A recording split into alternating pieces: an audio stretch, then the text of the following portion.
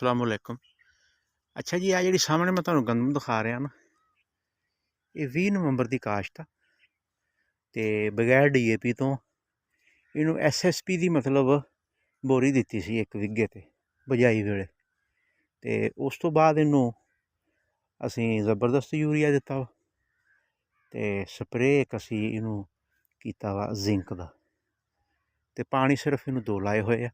ते अज वीडियो का मकसद है कि अज अल्लाह ताला ने आपकी रहमत कर दी है। तो ये 20 नवंबर की काश्त है। इस तो अगला विघा जिहड़ा वा इनू असीं थल्ले 20 किलो DAP दित्ती सी। ये वैरायटी साडी जिहड़ी है ये दिलकश आ, ये वैरायटी साडी अकबर आ जिहड़ी। ते फिर असीं इनू कोर कड्ढिया 20-22 दिन ते 25 दिन ते उस तो बाद असीं इनू जबरदस्त यूरिया का उत्ते छट्टा ला दिता।